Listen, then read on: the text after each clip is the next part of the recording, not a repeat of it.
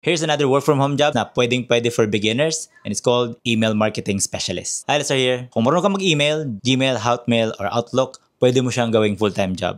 And I'll tell you how. So, ano bang ginagawa ng email marketing specialist? So, ikaw yung gagawa ng mga marketing emails for mga businesses at mga brands and send it to a lot of people. Isa sa pinaka-importante dito is you know how to write yung mga subject lines at yung mga body ng emails. Pero of course, we can use the assistance of AI for this. ChatGPT, Claude. If you know how to do this, 80% ng mga bumabasa ng emails nagsisimula sa subject line. So, it's very, very essential. Then of course, at some point, you have to learn paano siya i-automate. Paano kung gumawa ng mga drip campaigns, paano yung automatic yung nasisend yung emails depende sa schedule. And we can use tools like HubSpot, MailChimp, and a lot of other different tools. Baka siya in demand. 4.3 million people and businesses still use email. It's still one of the most useful and talagang nagko-convert ng mga potential customers, especially sa corporate. Based on research, yung mga businesses nakaka-earn ng $36 per $1 spent sa email marketing. Of course, malaking advantage kung ikaw ngayon ay marunong ng HubSpot or MailChimp or other email marketing tools. Aside from the tools and the writing, psychology and yung persuasion skills na kailangan natin matutunan,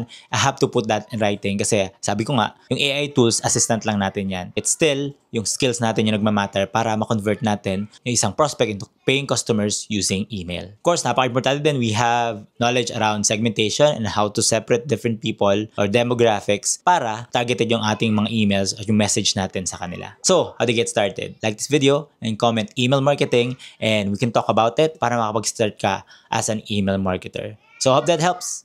See you in the next one. Bye.